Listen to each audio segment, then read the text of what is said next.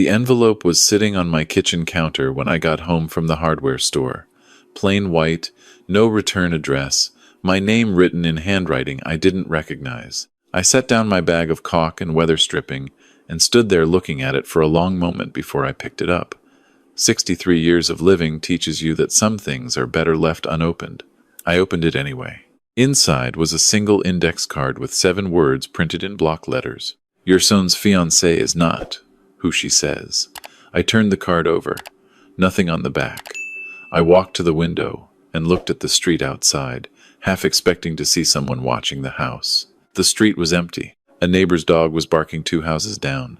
Somewhere a lawnmower was running. Ordinary Thursday afternoon sounds in an ordinary neighborhood in Dayton, Ohio. I set the card on the counter next to the caulk and stared at it for a long time. My son James was getting married in 11 days. I want to be honest about what kind of father I am, because it matters to understanding everything that came after. I am not a warm man. I was never the father who coached Little League or drove the carpool or showed up to every school play with a video camera. I worked. I worked the way men of my generation were taught to work, with my back and my hands and whatever brain God gave me, and I built something from nothing. A small commercial roofing company started with 2 trucks and a crew of 4 that grew over 30 years into a regional operation with 40 employees and contracts across 3 states. My wife Sandra understood this about me when she married me, and she never complained. Not once in 31 years. Not until the cancer took her 4 years ago. James understood it too, I think, though understanding something and being at peace with it are different matters. What I am saying is that James and I were not close in the way fathers and sons in movies are close. We loved each other in the blunt, inarticulate way that men who don't speak easily sometimes do. Holidays, phone calls on birthdays, Sunday dinners when he was in town. He lived 40 minutes away in a condo in Columbus, and we saw each other maybe twice a month if things were going well between us, and once a month if they weren't. Diane changed that, or seemed to. He brought her to Sunday dinner 8 months ago, and I saw immediately why he was in love with her. She was 32, 10 years younger than James, with a bright, particular kind of energy that fills a room without demanding it. She had grown up in Charleston, South Carolina, the daughter of a dentist and a school librarian, and she had the easy social confidence of someone who had been raised to put other people at ease. She shook my hand and looked me in the eye, and said she had heard so much about me from James, and something in the way she said it made me feel, for just a moment, that she meant it. Over the following months, she came to Sunday dinner most weeks. She remembered details that I took my coffee with 1 sugar and no cream, that I had a bad left knee from an old fall, that I had served 2 years in the army before starting the business. Small things, but she remembered them and used them in natural ways that made a man feel seen. James was happier than I had watched him be in years. He smiled more. He called me on weekdays sometimes for no particular reason. I told myself I was glad. I mostly was. But there were moments. Small things I couldn't quite fit into the picture she presented. Once I caught her on her phone in the hallway outside my kitchen, speaking in a low voice, and when she saw me, she ended the call immediately and smiled and said it was just her sister. I had no reason to doubt that. Another time, James mentioned that she had lived in Atlanta for 3 years before moving to Columbus. But when I asked her once about Atlanta, she looked briefly blank before recovering, as if she had forgotten what she was supposed to have done there. I told myself I was an old man looking for problems where there weren't any. Then the envelope arrived. I didn't tell James about it that night. I didn't tell anyone. I put the index card in the drawer of my bedside table and lay in the dark for a long time thinking. 7 words on an index card proved nothing. Anyone could have sent it: a jealous ex, a disgruntled friend, someone who simply didn't like Diane for petty reasons. People meddle. People are cruel sometimes. I knew that. I had known that my whole life. But I also knew what the envelope had done to the feeling I carried about Diane. It had given that feeling permission to be something more than vague unease. It had named itself. I waited 3 days. On the 4th day, I called a man named Walt Greer. Walt had done investigative work for my company for 15 years. Background checks on new hires, occasional vendor fraud cases, once a workers' comp situation that turned ugly. He was 68 years old, semi-retired, and he operated out of a 2nd-floor office above a dry cleaner in Springfield that smelled permanently of pressed fabric and burnt coffee. He was the most thorough man I had ever met in my life. I gave him Diane's full name, Diane Maureen Calloway, her date of birth, her social security number from the guest list information James had shared with me for insurance purposes, her stated history, as she had described it to us over the months. Walt listened without interrupting, and when I finished, he said he'd have something for me in 7 to 10 days. He called back in 5. I drove to Springfield on a Tuesday afternoon and sat across from him at his desk, with the window unit rattling behind me and the smell of dry cleaning seeping up through the floorboards. Walt had a manila folder in front of him, and he opened it slowly, the way a man does when he wants you to understand that what's inside took effort to compile. Diane Maureen Calloway had grown up in Charleston, South Carolina. That part was true. Her father was a dentist. That was also true. But she had not gone to the University of South Carolina, as she had told James and told us at dinner. She had attended for 1 semester, withdrawn, and the reason for the withdrawal was a conduct matter that had been resolved administratively and sealed. Walt could not access the sealed record, but he had spoken to 2 people who were students there at the time, and the word both of them used independently was money. After South Carolina, she had spent 8 years moving between cities: Charlotte, Nashville, Memphis, Atlanta. Each city, roughly 2 years. In Charlotte, she had been engaged to a man named Donald Hess, a commercial real estate developer 12 years her senior. The engagement had ended abruptly 6 months before the planned wedding date. Donald Hess had declined to speak with Walt, but his former business partner had not. The words he used were, "She cleaned him out." In Nashville, there had been a man named Ray Burgess, a divorced auto dealer in his late 50s. They had dated for 14 months. Ray Burgess had filed for bankruptcy 11 months after the relationship ended. Walt had found Ray Burgess living in a rental apartment in Murfreesboro, and Ray had agreed to speak on the phone for 20 minutes. He said he had lent Diane money in amounts that seemed reasonable at the time and had never been repaid. He said he had helped her brother with a business investment that turned out to be non-existent. He said he was still paying off what she had cost him. There was a brother. His name was Patrick Calloway. He was 38, 3 years younger than Diane, and he had a plea deal on a wire fraud charge in Tennessee. 2019, 18 months probation. Fine paid. Record technically clean now, but not invisible to someone who knew where to look. He was currently living in Columbus. Walt had his address. Columbus, 40 minutes from my house. The same city where James lived. I sat in that office for a long time after Walt finished. The window unit rattled. A car horn sounded on the street below. I was thinking about James, about the way he smiled now, about the phone calls on weekdays, about how happy he had been these 8 months. I was thinking about Sandra, about what she would have said. Sandra always saw people more clearly than I did. She would have seen Diane in the first month, I think. She would have found a way to tell James without destroying anything. Sandra was gone, and James was getting married in 6 days. I paid Walt, took the folder, drove home, and sat at my kitchen table with a yellow legal pad and worked through what I knew and what I didn't know and what I needed to find out before I could do anything at all. What I knew, Diane had a pattern. The pattern was specific. She identified men with assets usually older, usually successful, usually not the kind of men who talk much about what they have. She built relationships that lasted between 1 and 2 years. She extracted money in amounts that were large enough to matter, but small enough that a man in love might not notice or might not want to acknowledge what was happening. She left. The men she left were damaged in ways that were financial and, from what Walt described of Ray Burgess's voice, in other ways too. What I didn't know. Exactly what she was doing with James. What the plan was.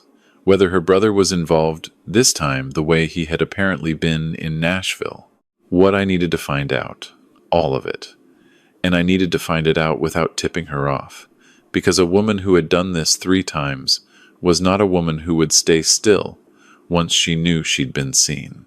I thought about going to James directly.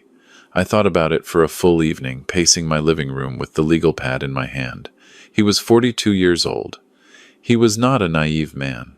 He had a master's degree and ran a successful IT consulting practice and had been taking care of himself since he was 25.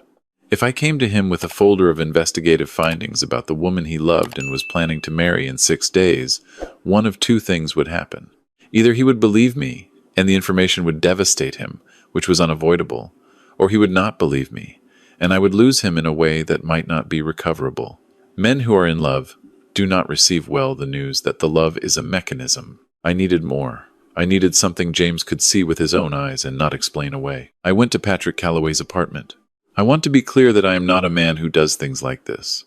I had never surveilled anyone, never followed anyone, never sat in a car outside a building watching a door. It felt wrong in a way I couldn't articulate, less like detective work and more like a violation of some agreement between people about how they treat each other. But I sat in my car across from Patrick Calloway's building on a gray Wednesday morning with a thermos of coffee and Walt's folder on the passenger seat, and I waited. He came out at 10:15. He was a tall man, lean, with the kind of tan that comes from time outdoors rather than vanity. He was dressed well better than a man living in that building should have been dressed. He got into a leased BMW and I followed him, keeping 3 cars back the way I had seen it done in movies and hoping the reality was similar enough. He drove to a coffee shop on the east side of Columbus. I parked and went inside. He was already seated at a corner table with a laptop open and a coffee in front of him. I ordered at the counter and took a table 2 away from his, angling my chair so I could see his screen without being obvious about it.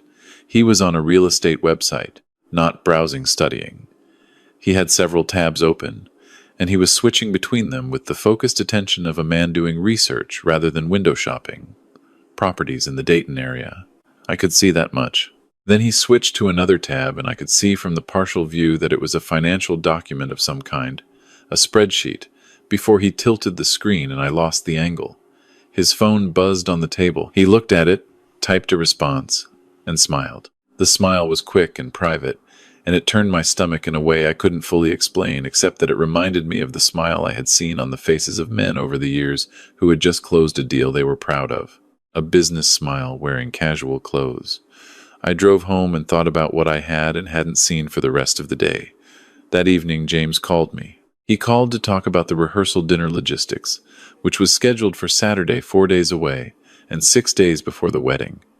He was relaxed and happy on the phone in the way he had been for months. He asked if I had confirmed my suit for the ceremony. He mentioned that Diane's brother Patrick would be at the rehearsal dinner, and he hoped I would get a chance to know him better because he was a good guy once you got past the reserved exterior. I said that would be nice. After we hung up, I opened my laptop and began looking through the financial records. I had access to my own business accounts, my personal accounts, my investment portfolio. I had not been careless with what I had built. I was not a man who talked about money.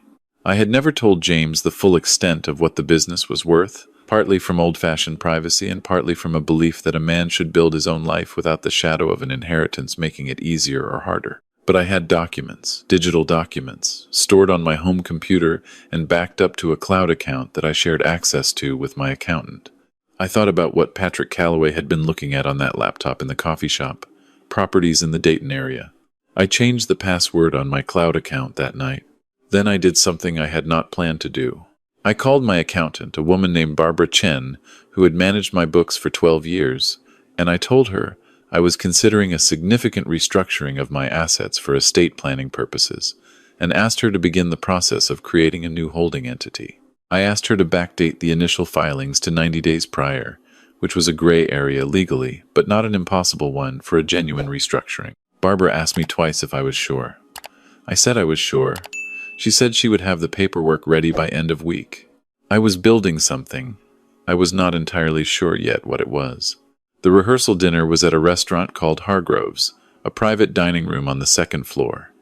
17 people, immediate family, the wedding party, a few close friends.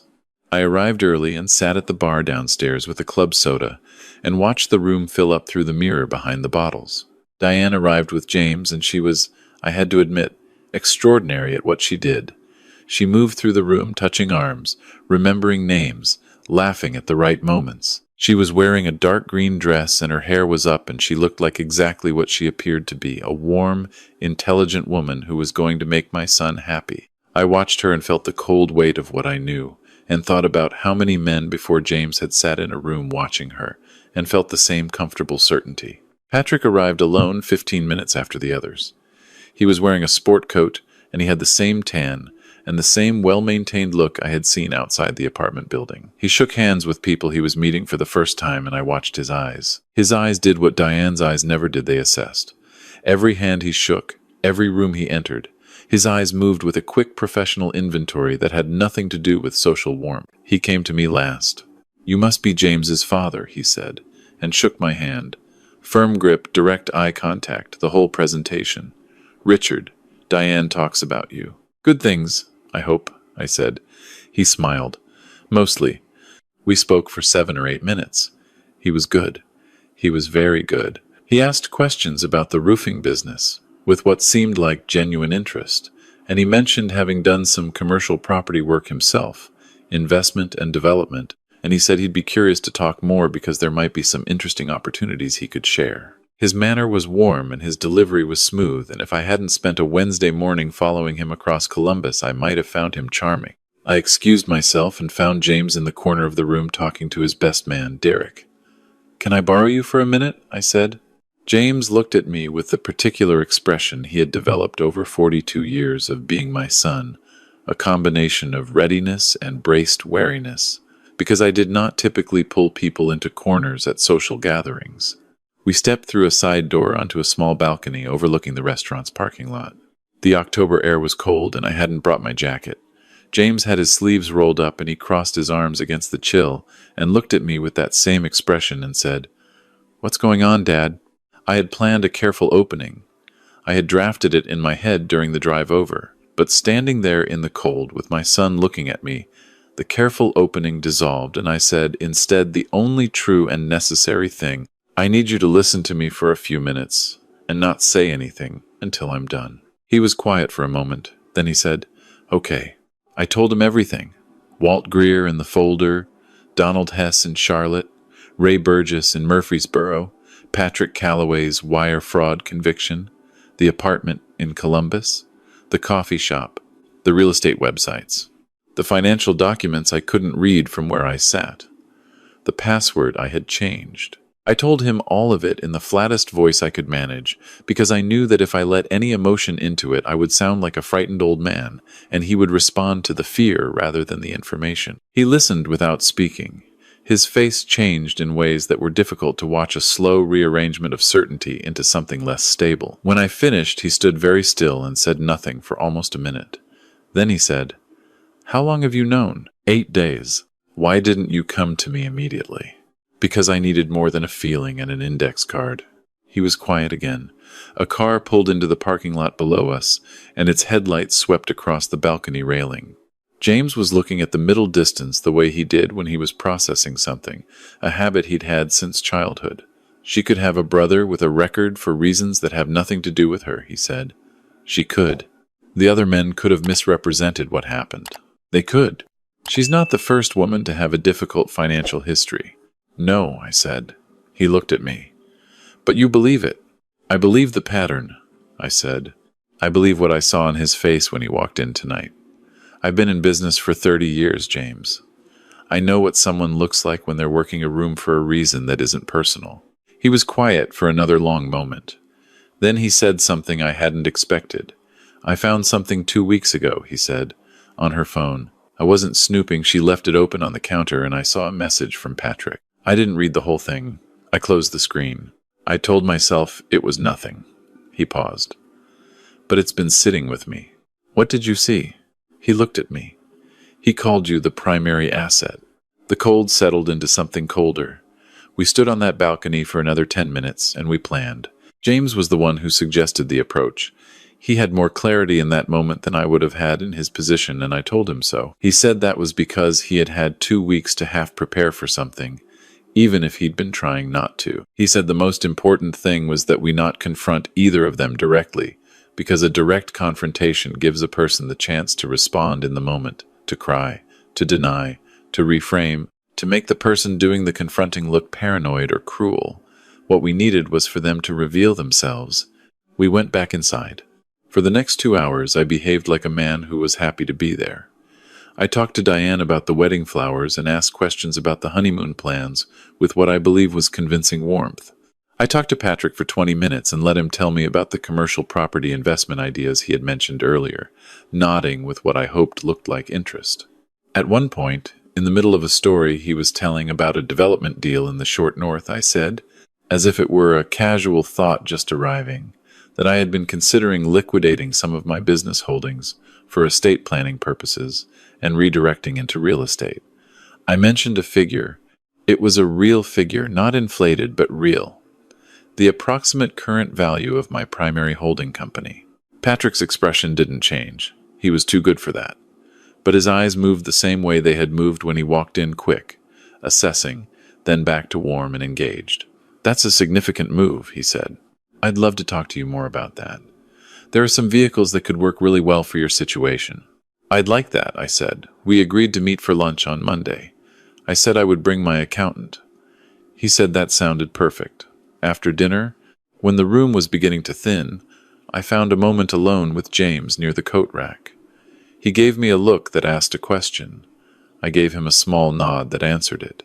What happened over the next 4 days is difficult to describe in full because parts of it I only learned about after the fact. James, that same night, sent Diane a message saying that his father had mentioned, potentially, including the two of them in some estate restructuring, just planting the idea, no specifics. The next day, Diane asked James questions about my financial situation that she framed as concern about me making good decisions at my age. James answered with careful vagueness. That evening, James texted me 3 words. "She's asking questions." On Sunday, James called Patrick, brother-in-law to brother-in-law, and said he thought there might be a real opportunity for everyone and that Monday's lunch with me and Barbara would be worth Patrick's time to attend. Patrick agreed immediately. Barbara was the piece I was most nervous about. I called her Saturday morning and explained the situation. Not everything, but enough. I told her we were going to a lunch where someone was going to try to move me into a financial arrangement, and I needed her to play along with the early part and then, at the right moment, to present the actual restructuring documents she had prepared. The documents that showed that the holdings Patrick Calloway thought he was positioning himself to access had already been transferred 90 days prior into a trust whose beneficiary was a veterans charity Sandra had supported for years, and a small but real portion to James directly and irrevocably. Barbara said she wished she could do this sort of thing more often. We met at a restaurant downtown. Patrick was already there when Barbara and I arrived. He was dressed sharply, and he had a leather portfolio in front of him, and he shook Barbara's hand with the confident ease of a man who expected the meeting to go in one direction. For the first 40 minutes it did go in his direction, or seemed to. He had done research, real research. He knew the approximate value of my primary assets, which told me that Diane had been thorough in whatever she had gathered from James or from other sources. He had a development project in the Dayton area, a mixed-use commercial property that he presented with glossy materials he produced from the portfolio. The numbers were constructed to look compelling. The entry point was specifically sized to be large enough to be significant, but not so large as to seem absurd. The documentation had the texture of legitimacy, without quite being complete. I asked questions. They were the questions of a man who was interested. Patrick answered them with the fluency of someone who had done this before. Then I looked at Barbara and gave her the small nod we had agreed on. She opened her own folder and placed a set of documents on the table. She explained them with the calm, professional manner that had made her excellent at her job for 12 years. The holdings Patrick had been discussing. The transfer executed 90 days prior. The trust, its beneficiary, its irrevocability. The letter from the trust administrator confirming the effective date. Patrick looked at the documents. He looked at them for a long time. His face did not do what I expected. It didn't collapse, or flush, or show the particular expression of a man caught. What it did was something subtler, and in some ways more revealing. It went very still. The social warmth drained out of it the way water drains from a bathtub, completely and without drama, and what was left underneath was a face that was simply calculating. He looked up at me. "This is dated 3 months ago," he said. "Yes," I said. "Before we met." "Before we met formally," I said. "I've been aware of you for a while." Something moved through his eyes that might have been respect if it hadn't been so close to anger. "This is quite a lunch," he said. I thought so too, I said. He gathered his materials, replaced them in the portfolio with unhurried movements, and stood. He was a composed man, and I gave him that. He shook Barbara's hand and then mine, which I found remarkable, and he walked out of the restaurant with the same easy stride he had come in with. I sat back in my chair and let out a breath that felt like it had been in my chest for 11 days. Barbara looked at me across the table. "What happens now?" she said. "Now," I said, "my son has a conversation." James had asked Diane to meet him at his apartment that afternoon. He told me later that she arrived knowing something had shifted. He believed Patrick had contacted her between leaving the restaurant and arriving at James's door because she came in with a particular controlled composure that she hadn't had in their earlier calls that day. James told her what he knew. He told her about Walt Greer. He told her about Donald Hess and Ray Burgess and the wire fraud conviction and the lunch. He told her about the message on her phone that he had seen 2 weeks ago, and then tried to unsee. She was quiet for a long time when he finished. Then she said, quietly, that she had genuinely cared about him. He told me later that he believed part of that might even be true, and that believing it was the hardest part of the whole thing, not the anger but the ambiguity, the possibility that something real had existed alongside something calculated, and that he would never be able to fully separate the two. He asked her to leave his key on the counter when she went. She left the key. The wedding was canceled. The deposits were gone. Most of them the venue, the caterer, the florist. These things cost what they cost. I told James I would cover what he'd lost, and we argued about it in the blunt, inarticulate way we argue about everything. And eventually he let me cover half of it, which was probably the right outcome. Patrick Calloway left Columbus. Walt Greer tracked him to Charlotte 3 months later, which meant he was starting over somewhere. I thought about Donald Hess in Charlotte and considered whether to make a phone call and decided I would, in the end, and did. I don't know what Donald Hess did with the information. That was his business. There are things I think about now, in the evenings, when the house is quiet. I think about the index card, which I still have in the drawer of my bedside table. I never found out who sent it. It could have been Ray Burgess, Walt said. He struck him as a man who paid attention to social media, and James and Diane had announced the engagement publicly. It could have been someone else from her history. It could have been a coincidence or a piece of luck that I barely deserve. I think about that sometimes, how close it came to going the other way. And I try not to think about it too long because the thinking doesn't help anything. I think about Sandra, about what she would say about how I handled it, and about what she would say to James. I think she would be better at the second part than I ever was. James and I have Sunday dinner most weeks now.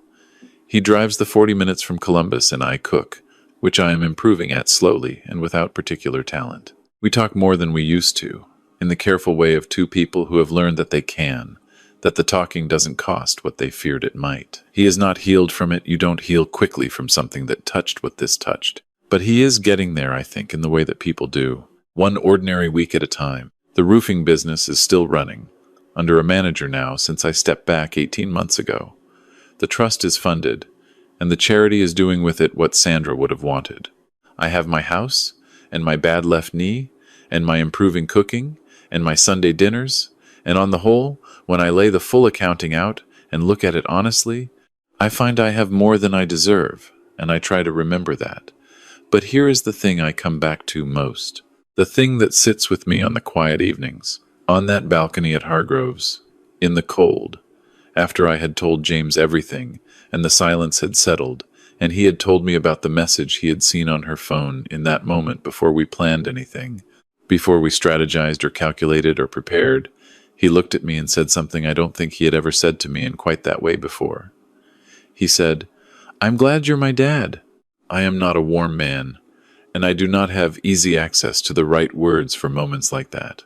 I stood there in the October cold, and I didn't say the thing I should have said, which was that I am glad too, gladder than I know how to express, glad in the way that a man is glad for the things that cost him nothing and are worth everything. I didn't say it then, but I have said it since, and I intend to keep saying it, clumsily and imperfectly, for whatever time I have left to say it. That, in the end, is the part that matters.